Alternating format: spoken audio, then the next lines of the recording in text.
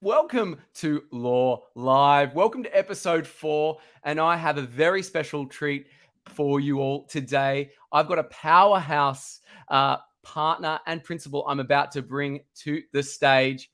Hannah Griffiths, an absolute leading lady of law and probably one of the most personable people I've met in law, and an absolute BD machine. No one has a network bigger than this person. Here she is, Hannah Griffiths. Great to see you, and thanks for joining Law Live. Yeah, great to be here. Thanks for having me, Cullen. My pleasure, absolutely. And I will say at the start, because I always do forget, please, if you've got any questions, drop them in the comments, drop them in there, because we want to be able to address them live and in person. So I guess to start, what has been happening, Hannah, in your circle of influence? What's been going on? Look, there's been a lot of activity. My space is restructuring and insolvency, and there's been an increased amount of activity in that space. Certainly, there's been a greater level of inquiries and more litigation across the Great. market. So we've been quite busy. Oh my goodness. And on that note, are you busy because of what I was talking about before? You're always out meeting people, coffees, face to face, belly to belly, or is it the referral work based on the great work you and your team do?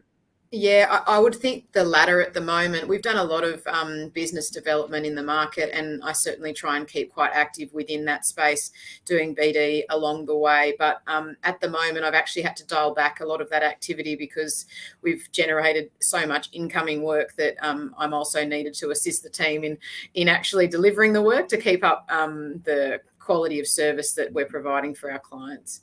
I love that, and similar journey as well. Once you get the ball rolling on those things, it kind of flows. I always say people don't flow you unless they know you, and you're very much a person who wears your heart on your sleeve. What you get is what you put out to the world, and I think that's what people really like. And you're actually very good at what you do, probably number one in insolvency, and I can say that hand on heart. But talking about that, you're a very busy person in your personal life. You've got kids, family. How do you balance work life and building a practice as you're doing? Yeah, look, it's a constant challenge and a constant juggling act. I'd like to think that I'm giving it a red hot go and trying to do it all, but sometimes also not cutting the mustard on one of those things, whether it be life, family, or legal practice at any given point in time. Yes. It's pretty hard as a lawyer to always be a self-inflicted hard taskmaster, but it takes some discipline to be kind to yourself and recognize that everyone also has a lot going on in their own lives. So I try and remain professional, kind and courteous, and maintain good communication with people that I'm having to work with or I have family commitments with. So that, in my view, will always place you in good stead. The rest of it's a bit of a trial and error with juggling priorities as you go along. Absolutely. And what would you say is to someone who says, I'm wanting to make that partner step, I want to make that principal. Do I need to sacrifice the family time? Do I need to sacrifice all these other things to get there? Is it really a dog eat dog race, as many claim that it is? Yeah, look, I think it does have its challenges, particularly for women who are trying to have a giver role, raising children. And still, even though men are taking a more active role in raising children these days with improved parental leave and the like, it still does largely fall on women. I think work environments are, particularly in the law, are getting a lot better at accommodating women with caring responsibilities. And I mean, at our firm, as an example, we promoted a special counsel to partner in the last partnership promotions while she was pregnant and about to go on to maternity leave. So, I mean, at our firm, we don't see it as a barrier. You don't have to choose between the two. Excellence will be rewarded with promotion. But certainly it is a real challenge for many women in particular in trying to climb the ladder. I do buy what you're saying about it's based on merit. And it's a meritocracy. You put the work in, you'll be awarded that, and you'll be given those dispensations. I think that's fantastic. I think we need to talk about that more. Yeah, I agree. I think a lot of people, particularly a lot of women, think that they have to make a choice between one sort of hat that they prefer to wear over the other, but I don't think it needs to be a choice. I think you can do it all. You just have to be a little bit more disciplined and perhaps a little bit more organized than the average bear in order to make that a reality. Otherwise, it can become a challenge. And also, at the end of the day, the reason why you get progressed and promoted certainly in any law firm is based on you accumulating sufficient experience and also skill in order to be elevated within a law firm. So if you are spending a lot of time away from the workplace and not at work because of other priorities, whether it be your extracurricular pursuits in mountaineering or whether it be because you're caring for a child, you need to make sure that your workplace is aware of where your priorities sit and whether you're dedicated and willing to commit the time and energy to develop that level of skill and experience so it can be rewarded accordingly.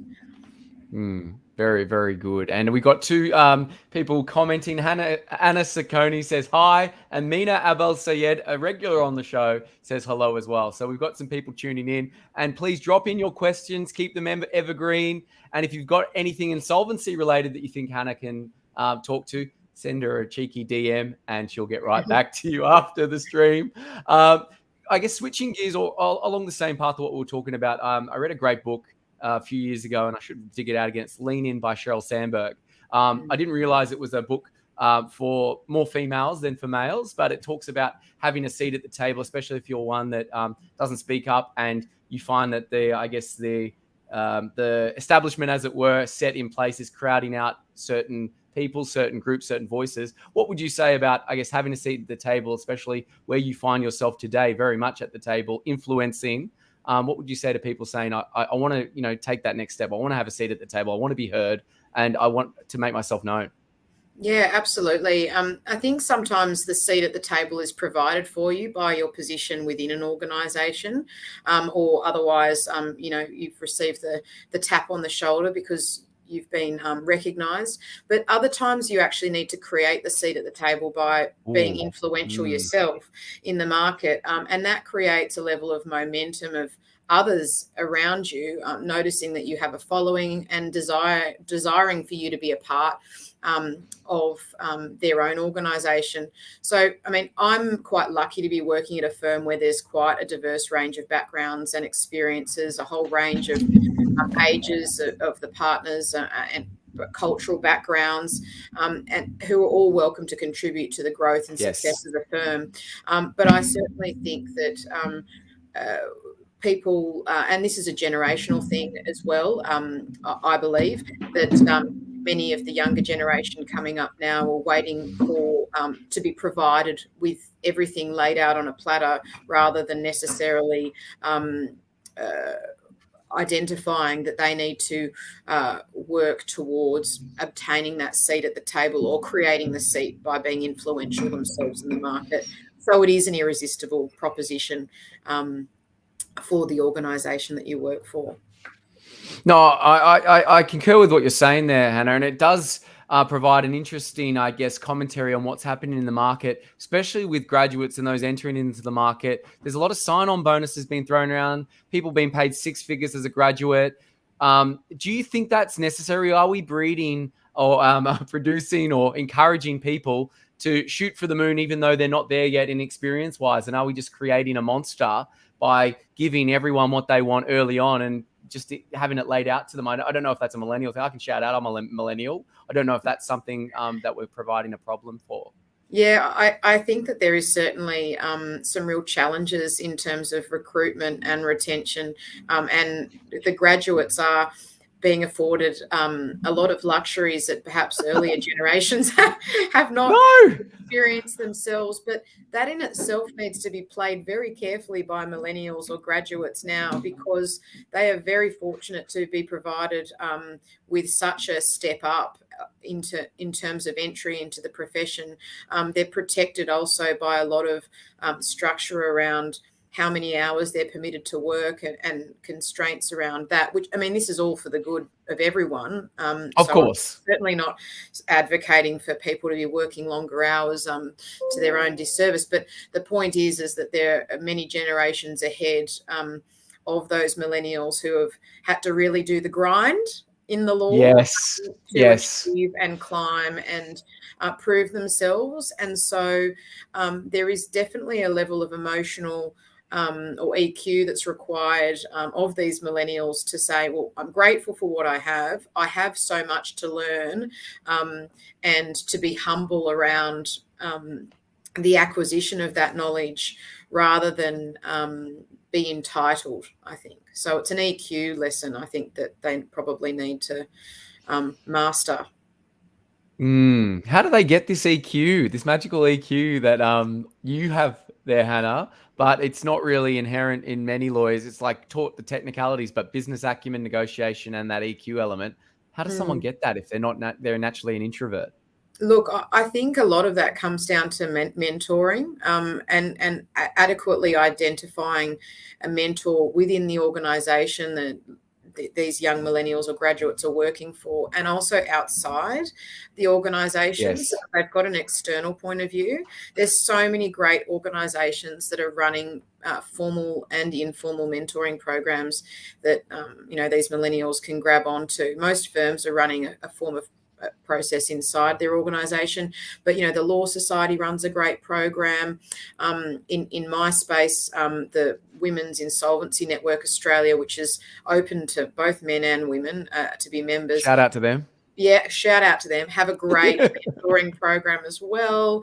And I mean, I think also if anyone's ever looking for a mentor, it only requires a few basic inquiries, even on LinkedIn, to people that are senior in the market, and many of them will gladly take on a mentee to assist them in their career and help them along their way. So I think that's really probably the most important aspect to gaining that EQ. That enables these young millennials to learn some wisdom from those that have gone before them, and some of those lessons they might not need to learn because they hear it from someone who's been there, done that. Seen a lot of things. Absolutely. Learn from those who have made the mistakes rather than having to make all new ones, not the old ones. Basically. That's correct. Yeah.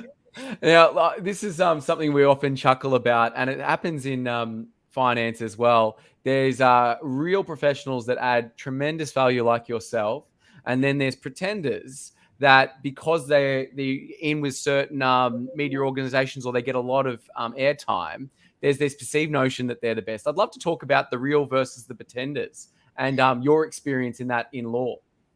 Yeah, certainly. Like in my space, insolvency and restructuring, it's quite a small niche part of the market.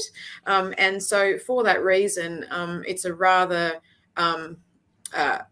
insular but not exclusive circle of professionals, and many people know each other. They regularly oppose each other. They regularly work for the same people or same clients, and so you certainly gain a level of familiarity with the people that play in your market space quite frequently, and it's probably relatively unique compared to the broader profession, but it may well be the same in certain niche parts of the professions in other areas.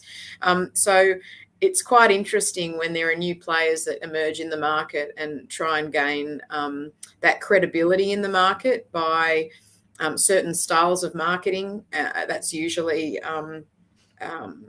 publishing types of articles in various publications, like the Lawyers Weekly and the like, trying to gain the airtime about their thought leadership in the space, but perhaps not necessarily having much time committed to getting to know people in the market themselves. I think because it's such a small niche market, a lot of people talk. And so you get a lot of, oh, who's this person or who's that person? And because a lot of the people in the market are quite established, it's very quick to figure out who are the real players and who are the pretenders. Yes. And so, yeah, it's quite interesting. A lot of one of the common things that is said in the insolvency market is, oh, I'm an insolvency lawyer. It's like, oh, okay, like what sort of insolvency law do you practice? And and whilst one small section of insolvency law is running wind-up applications or presenting bankruptcy petitions, there's a whole larger section of insolvency law that involves a whole lot of other things like contentious litigation involving, voidable transactions or public examinations and the like. And so some people will say, I'm an insolvency lawyer, but really they might be more accurately described as a debt recovery lawyer. There's no issue with that, except that it can be a bit misleading in the market in terms of someone's expertise and experience. And so I'm all about just being upfront about what you actually deliver and can deliver, rather than, the puffery that might go alongside some individuals' descriptions about what their practices look like, or indeed what sort of services they provide to clients.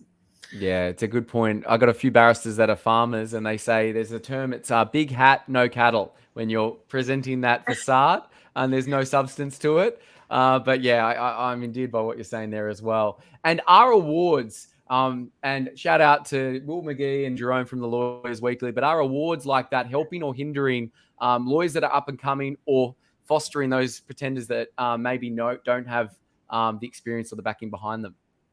Yeah, look, I find this a great debate, the old awards debate. Some of the most proficient practitioners I have the pleasure of working with or opposing often have such long CVs detailing innumerable cases where they've successfully won contentious arguments in court or successfully negotiated outcomes for their very satisfied clients. But I think the awards metrics have its place, and I've certainly been a finalist in a few awards over the years, but to me it's relatively unclear how the judging panel reach the outcomes on these awards and what reflects a winner of a category in any given year.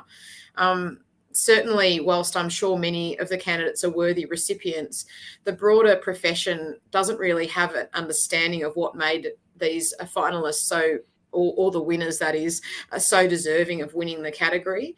And so in my view, there are, many very talented and capable lawyers who've never been shortlisted or even a winner of these awards.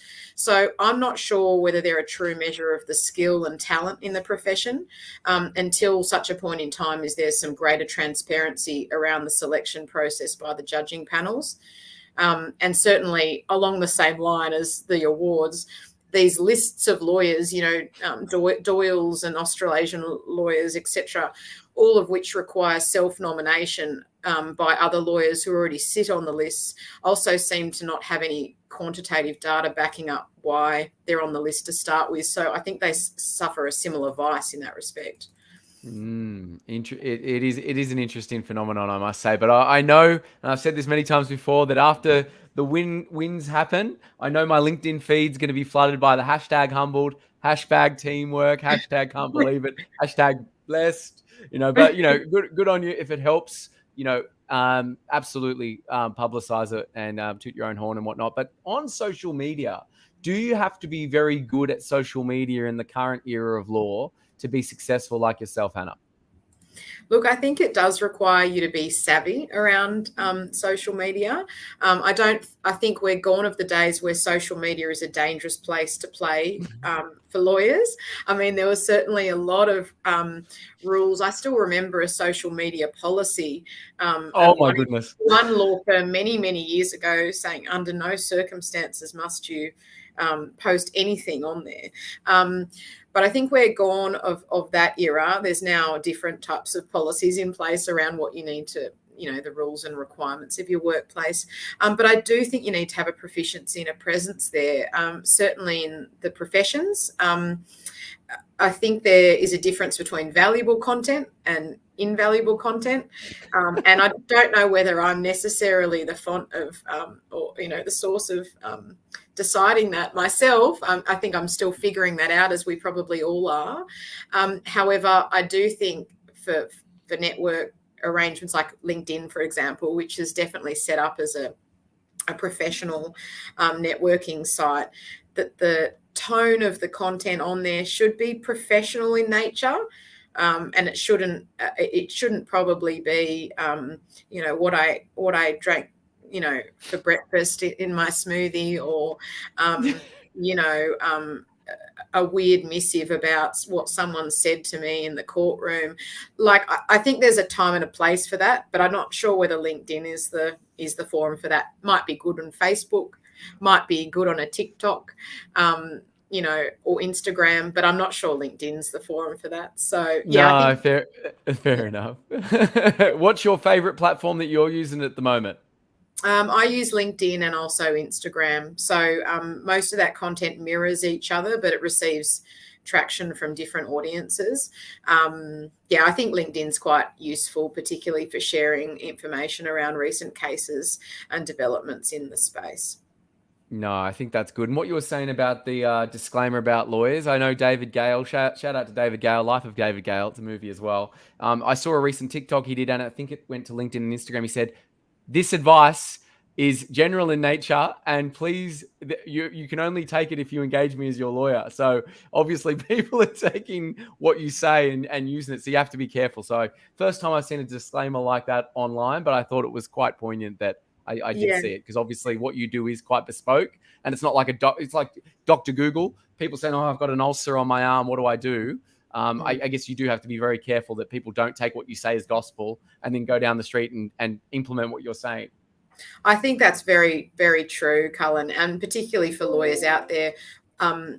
Beyond creating potentially ramifications for the employer who employs you to provide legal services, and also provides, obtains insurance for you, it should always be based on either published content that the organisation itself has approved, or secondly, it is merely reporting what a court has said and refrains from providing an opinion, because otherwise you can end up in a sticky situation. It's a good point. And this new app platform, Be Real, are you on it? What are your thoughts on it, where it takes a photo of you and the surroundings in the moment, and it's meant to be real, unfiltered? What do you think about this new platform that seems to be sweeping the nation? This is like the photograph in the moment. Yeah, I'm not sure. Yes. I feel like being real and being authentic is something that we should just always be. I might not be the type of lawyer for everyone, and you might not be the only mortgage broker that someone wants to see. But I think we just need to be real and authentic in who we are and how we deliver our services, and we'll gel with the people that gel with that authenticity. I think if you stray too far from like trying to prove that you're a real person, we're all real people, but people can sniff out the lack of authenticity. No, exactly. A mile off if you're like, oh, I'm just on my morning run, but really I've just broken to a jog because I don't ever run, but it looks like I'm being fit this morning and I'm an athlete. Yeah. Get the active wear on. Absolutely. And guys, we've got 2 questions to go for the official stream. So if you've got any questions, please put them in the comments for Hannah. We'd love to answer them live in real time. I can tell you it is 11:38. So if you're watching this, it is happening now. So please, it's not a recording. Imposter syndrome, Hannah. Talked about it with Peppy, Nicole Davidson, and James Dapachi. What are your thoughts on imposter syndrome in the modern? Do we need to fake it till we make it anymore? Is that an old sort of paradigm? Look, I think it's still a real thing. I think particularly women suffer from this perhaps a little bit more than men, and that's a societal construct. I think in many respects, I do think you need to fake it till you make it. But doing so with authenticity and with street cred behind you. So not stepping outside your lane. If you're going to be an insolvency lawyer, commit to being an insolvency lawyer and don't pretend to be the jack of all trades. But when it suits you, call yourself an insolvency lawyer. Commit to that, engage in your associations, try and build a network in that space, and don't try and spread yourself too thin. And I think if you do that diligently, developing content in the market, etc., in that space, then the rest will follow, and the imposter syndrome probably dilutes over time, because you must end up with a level of confidence with your capability when you end up getting the airtime from clients. Clients trust you with providing them their work to you. Other people will recommend you to other clients, and the like. So imposter syndrome, I think, is something that still is relevant, but does dilute over time. But you have to be authentic. I love that. The authenticity is key.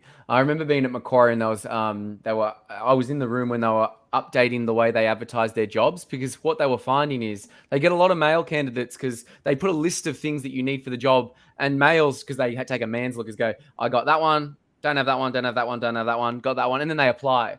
But they were saying that females tend to do this. It's not maybe a generalization, but that if they don't have something, they might discount themselves. What would you say to people that don't necessarily have all the specifications of a given job? Would you still say have a go and apply and, back yourself that you will learn?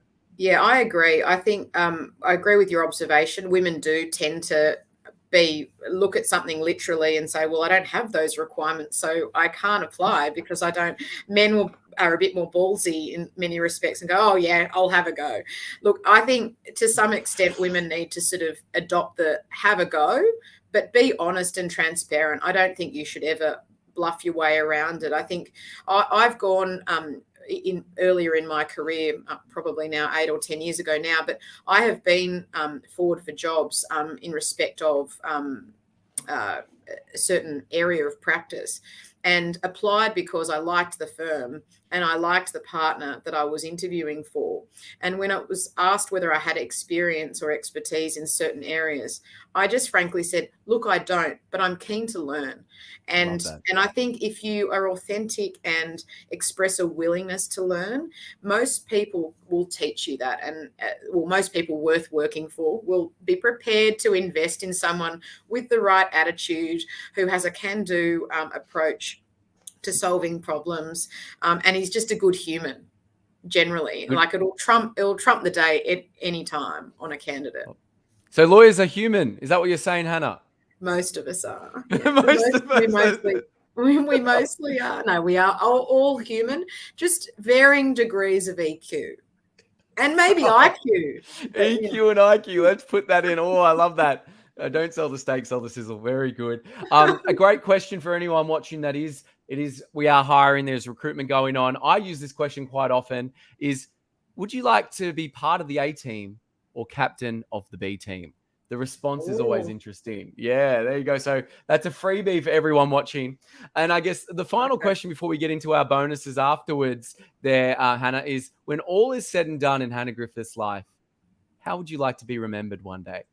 Oh, that's a hard one. I think I'd like to be remembered for mentoring junior members of the profession, particularly women, and also just helping solve difficult legal problems for clients. Probably quite simple, but yeah, those are probably the two that I'd like to be remembered for. Fantastic. And you're already doing that, and you're a shining star. And thank you for being part of the, I guess, official part of our live. We'll bring you back in a moment. And thank you so much for your time there, Hannah. It's been fantastic. You're welcome, Cullen. Thanks for having me. My pleasure.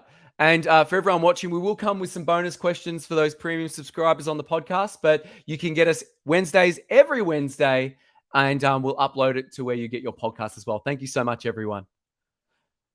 Bringing you back, Hannah, we got 2 great questions for you. The first one, how would you describe your role to a 6-year-old?